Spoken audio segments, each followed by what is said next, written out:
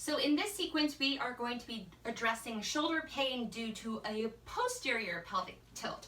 So when you were in static back and you felt like your back was flush against the ground, as soon as you got into there, you probably are dealing with some posterior pelvic tilt with your pelvis tucked under like this. Oftentimes it goes with some knee flexion too, and then it also goes with some rounding forward of the shoulders. So we're gonna work on getting a little bit more of an arch in your lower back so your shoulders can sit comfortably on top of your hips and your hips are properly engaged. So we are going to start with some knee pillow squeezes. So we're going to be sitting on a chair. You're going to roll forward and place a slight arch in your low back. So you're rolling forward, sitting on top of your sits bones. Now if you have an extremely stuck posterior pelvic tilt, that might be kind of hard to roll forward and sit on top of those sits bones. So you can actually practice going back and forth a little bit if that's difficult for you, and get a little bit more mobility in your spine. So after you practice that, go ahead and freeze with that rolled forward position. All right, you're gonna make sure your feet are parallel, bent at 90 degrees, still having those slight pigeon toes. We're gonna put our yoga block in between our knees, palms facing up. Again, tilting forward, slightly engaging our shoulder blades, pulling them down and back. We now have a beautiful S-curve down our spine. And we're going to squeeze and release the block. So squeeze, release, squeeze, release, squeeze, release, and continue doing that. You want to think about squeezing evenly. You don't have to give it your 100% effort. Rather give it your 70% effort and make them squeeze evenly. So you might notice that as you start, you don't feel even. So if that's the case, I want you to kind of take breaks into the sets. So we are doing 3 sets of 20 repetitions here. Holding that pelvic tilt. You might be feeling this in your inner thighs, might be really feeling this in your hips. All right, go ahead and take a little break, just a slight rest, and we're gonna go back into it. So I have you do those slight rests just so you can get a little break, and when you come back into it, you're probably going to feel a little bit more even. If you don't feel more even, I want you to stand up in between the reps, take a little lap around the room, and then come back and see if you feel a little bit more even for the next set of reps. Good. So sometimes if you're extremely compensated, then you won't feel this in your inner thighs. I've had people feel it on their outer thighs, which is really interesting because you're squeezing in. You would think the muscles on the inside would do the work, but they're so compensated that those muscles aren't firing. So if that's the case for you, I also want you to do that lap around that room between the reps or between the sets, and you'll find that as you do this, the primary hip flexors are going to start to wake up, and those secondary compensating muscles are starting to calm down a little bit. All right, so take one more break. You can pause and walk around if you need to. If not, let's go right back into it. And squeeze, release, squeeze, release, squeeze, release. You want to make sure you fully release every time. So this is a good pace. You're not squeeze, squeeze, squeeze, squeeze, because then your muscles never really get that time to activate, deactivate, activate, deactivate. And that's kind of what we're asking for. We're trying to relearn that movement pattern.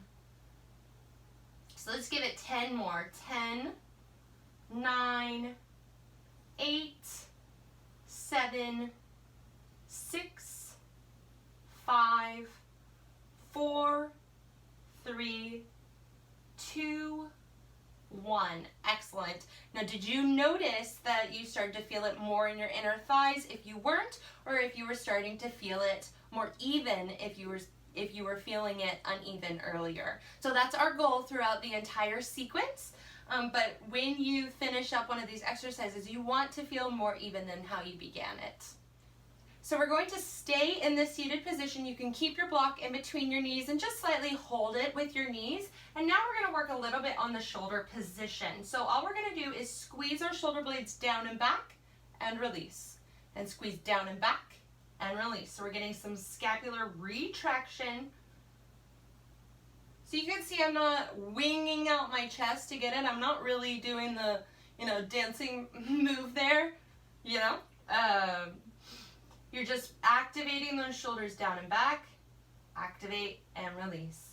Activate and release.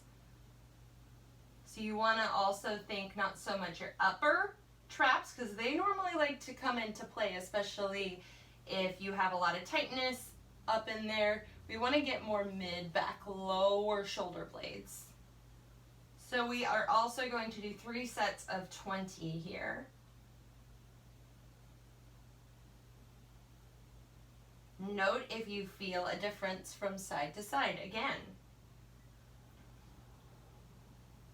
We're trying to work out that difference and make it more bilateral, the same, right to left. All right, take a little break there. I like to do a little wiggle, reset. That's just me. All right, we're gonna come back into it. Your pelvis is still rolled forward. Note that I've never let it or let it slouch, okay? Still rolled forward here, shoulder blades down and back.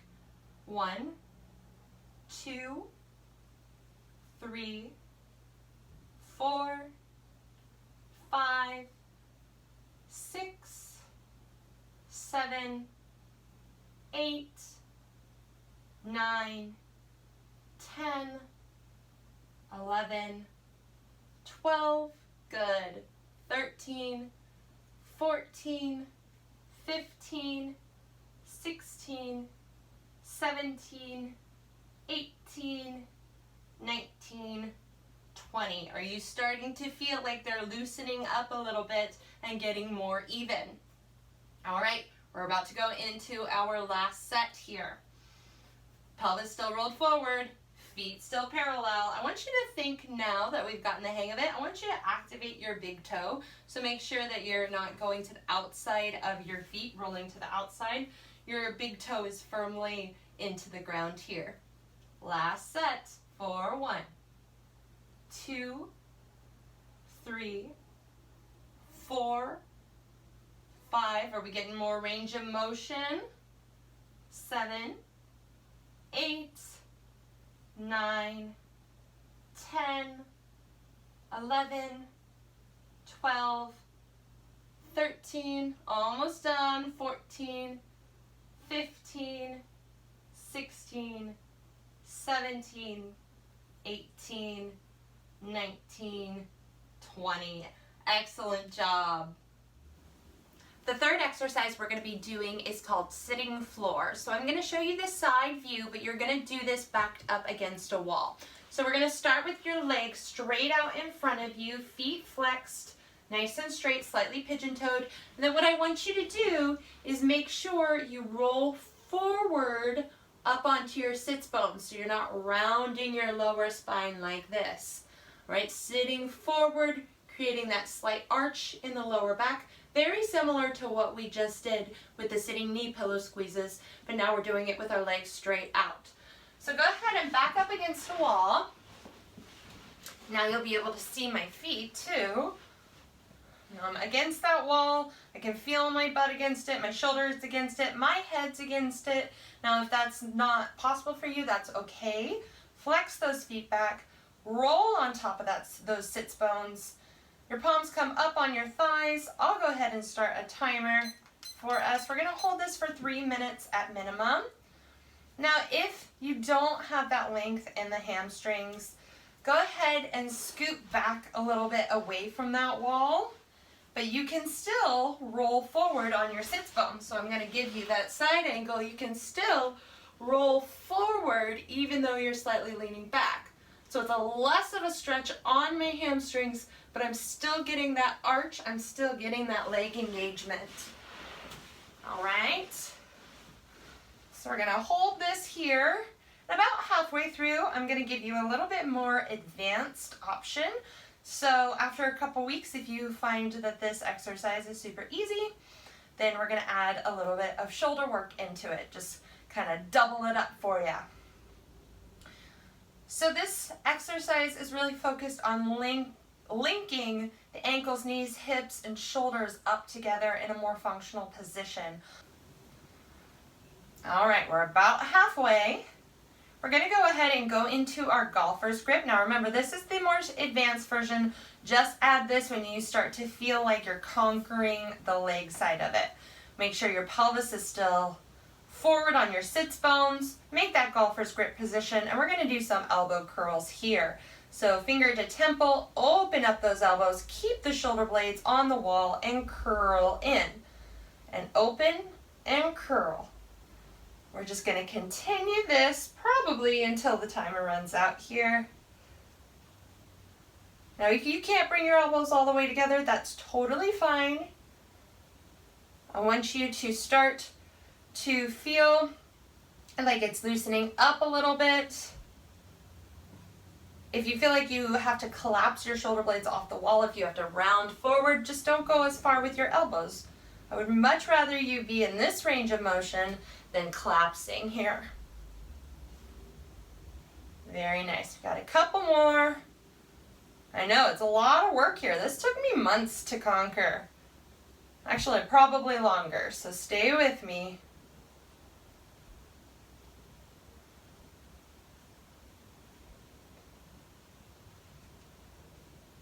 All right, nice job. Go ahead and relax out of that. All right, so now we're gonna do our supine groin stretch on towels. I know, it's a really long name. So if you're not familiar with the supine groin stretches, I talk about them quite a bit in the tower. So if you have the tower, you're gonna be on the bottom rung of it. If not, I'm gonna show you the modification so you don't have to worry about it so much. So you're gonna lift your leg bent at 90 degrees up on your chair or block, and your other leg is going to be laid out straight. Now you can see I have a bolster here so you can't really see my leg, and I'll tell you the reason why for that in just a second. We have these two, I actually have rolls, but you can use a regular bath towel and roll it up to be about 2 or 3 inches thick. You're gonna place one below your belly button and the other below your cervical spine, so below your neck. You can see I gotta kind of scoot my block in here because it's not really bent at 90 degrees. It was a little bit further out. So just kind of reposition those rolls. I like to think of the roll under my lower back, right below my belly button, and this touching the top of my shoulders and in the curve of my neck. You're gonna relax your palms facing up here. And then we have this leg stretched out long. I want you to have something blocking your foot so it's straight up into the air. So your toes are pointing straight up. So if I didn't have this block here, my foot could evert to the outside. Now it's not getting into that hip like I want it to. So bringing it on to the ground, blocking it with I have a bolster, but you can use a wall, you can use a book, you can use lots of different things. Get creative. So we're going to lay here for about 15 minutes. Don't worry, I'm not going to be here with you and talk you through that. You can pause the video, lay here for 15 minutes, and then you're going to switch over to the other side. So right now we are focused on releasing our primary hip flexors, bringing it back to its proper length while re-establishing the S curve in your spine. So even though it doesn't feel like much, this is making a huge chain reaction all the way up through your body and is going to help level out your hips so you don't have that shoulder pain anymore.